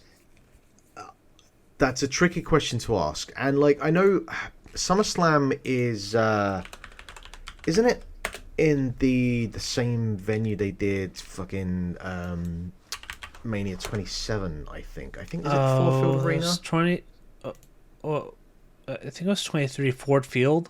Is that where they're doing WrestleMania? They're doing SummerSlam this year? Yeah, they're doing Ford Field. So okay, yeah, so it's WrestleMania 23. Yeah. That's a big stadium they need to fill. Very big. I guess they're thinking, if they're going to do Cody Roman again, if they think that is a match that can fill out the Ford Field Stadium, I can see the logic for that. I can see if you want to try and build something up. Yeah, I get it. I guess we'll just see, A, if that is actually the plan they go for, and B, if it works out for them. Yes, I would have absolutely gone with Cody, but I am at least trying to look at this from alright, well, what is the end goal here? What are they trying to accomplish? And, like you think about SummerSlam over the last 20 odd years or so, they've mostly been in kind of like your standard venues that you would have any kind of B-tier pay-per-view. But you saw with the Nashville show last year, and I can't remember if the year before that they did a bigger show. I can't remember. But obviously, if they're doing Ford Field this year, and maybe they're going to try and do this with SummerSlam every year, you've seen obviously the Royal Rumble over the last couple of years has been in the big stadium, and that's a lot easier to do because the Rumble is what the sell is for that. I don't think they'll ever struggle to fill out a 30 or 40,000 capacity stadium.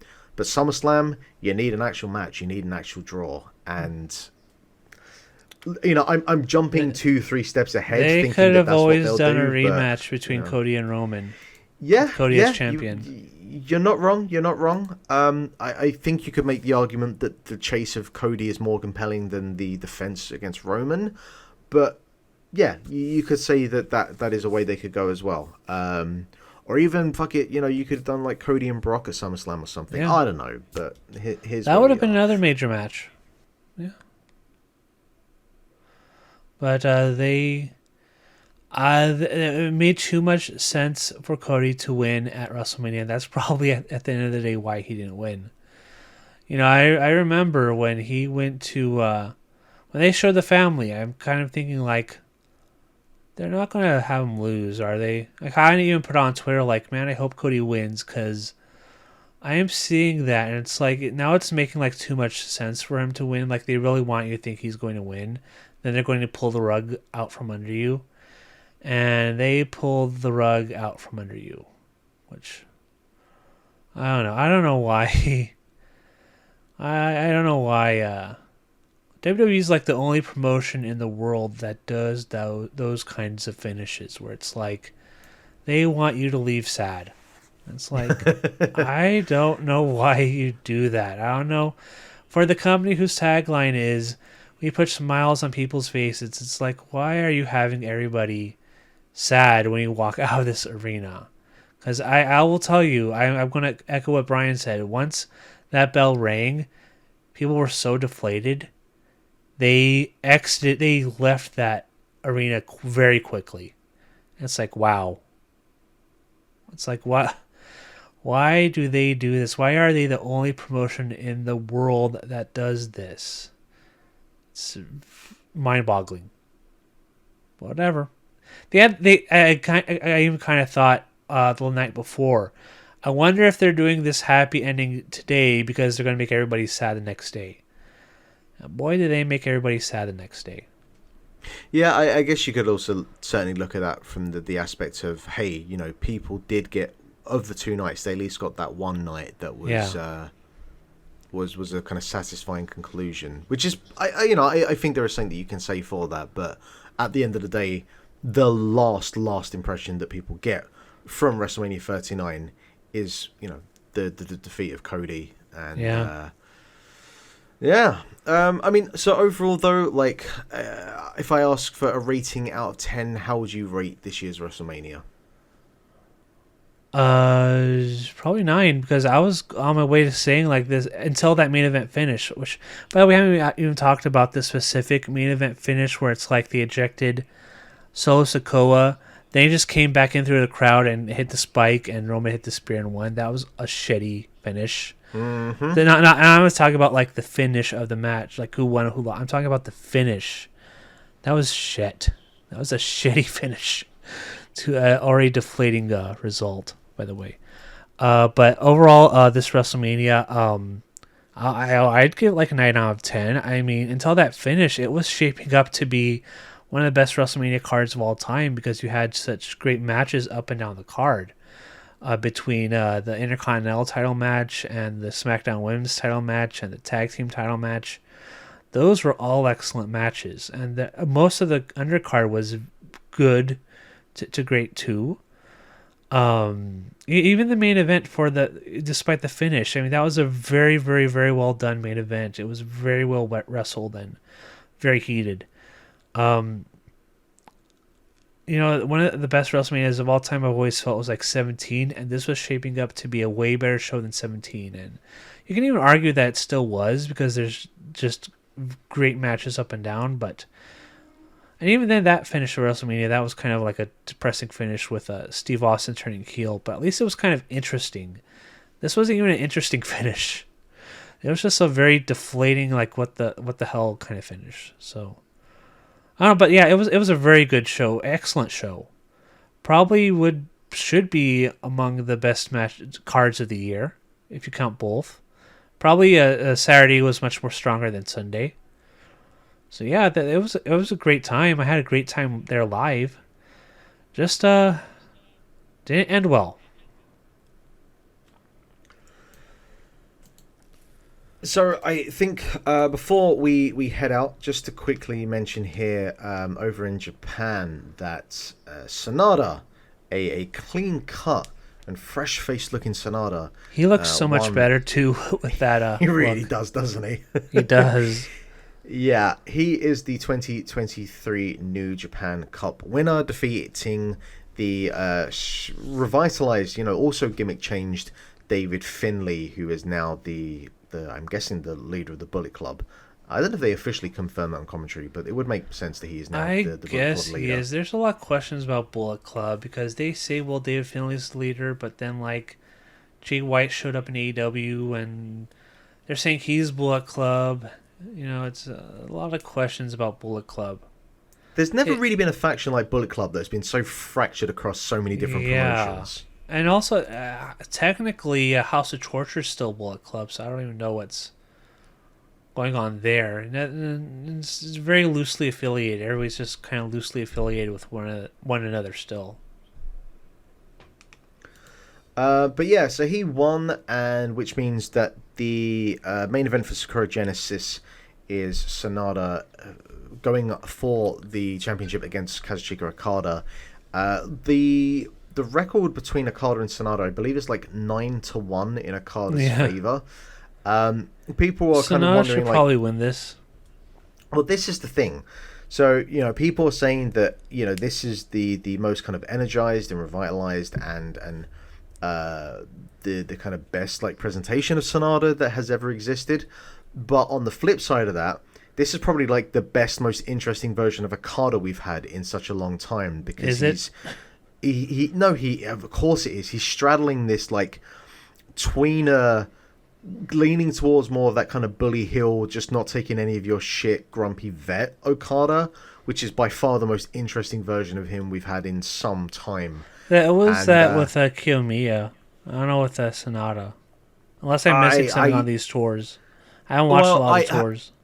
I haven't been watching the tours, but I do think that come like the actual main event, I think you will see that from Okada as well. So, yeah, and I mean, a lot of it really does come down to is Sonata got the guy that's going to? Do you want him to be the heavyweight champion? I still think the jury is out. I still think that his style and the level of like effort that he puts in, there's something that doesn't always click. He's obviously had some excellent matches in the past, but he's still, I don't think he's at Okada's level in terms of in-ring talent. So I think it's a case of, if you wanted to make a super, super compelling challenger, I think they done some really good stuff there. But I don't know, I just kind of feel like, Okada only won the belt in January, and I think that like a 3-month reign for him and how much more he could do with this character, I think there's so much more they could do.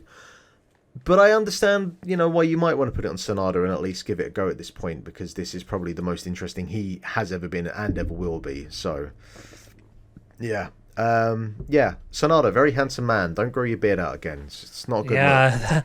I mean, this is a much more better looking Sonata, because before he had like the weird dyed beard that was growing very thickly, and it kind of looked like a lion or something. I don't know, but like it wasn't a great main event level look. And now he's cut his hair and he's dyed it back to whatever, and now he's looking much more like a main event level guy.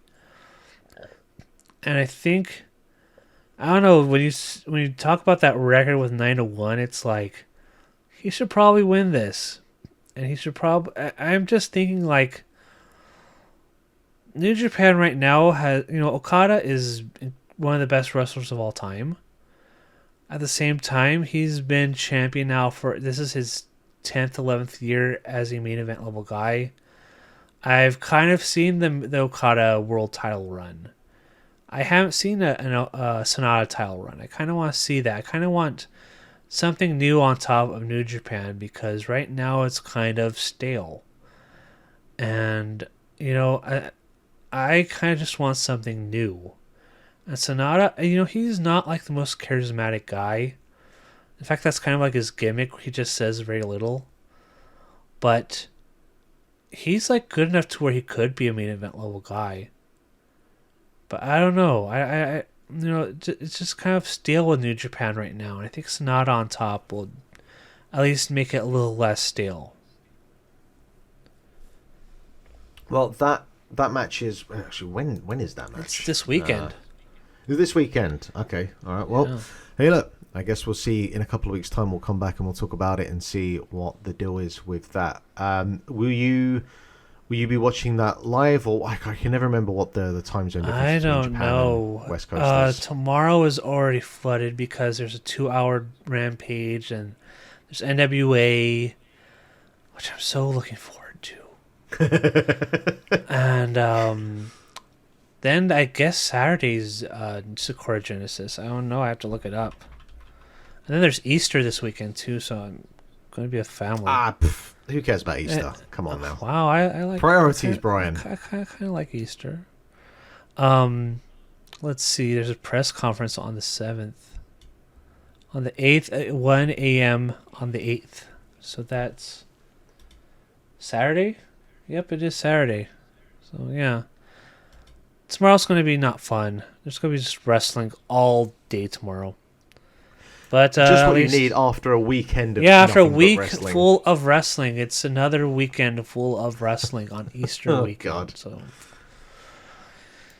yippee! Well, I think we'll leave it there. We don't have to do the wrestler and the promotion of the month and all that sort of stuff. I would say Vikingo, wrestler of the. I think month. Vikingo is a fair shout. Did we even I talk about the probably Kenny would want Omega that as well. match? No, There's I so guess we much. didn't. It was a very, very, very good match, an excellent match. I mean, look, there was a lot of other wrestling across the month. I mean, we had like No. the Ring of Honor on Honor Club that started up at the It start of did. March. We had freaking like obviously the New Japan Cup. We had the 51st anniversary event. We had I 16 didn't watch karat that. gold. There's Or that. like there's been a bunch of stuff over March. It's been a lot. crazy month. And then there's obviously everything to do with WWE selling to Endeavor as well. So, it's just... That is a monumental change.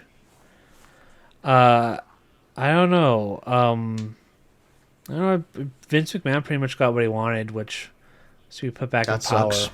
It does That's suck. depressing. And then the guy that Ari Emanuel was all hugging him and shit. I'm like, whatever. Yeah, well, usually people in positions of power with yeah. lots of money tend to Sure gravitate do. towards each other. Yeah. Yeah. I don't know.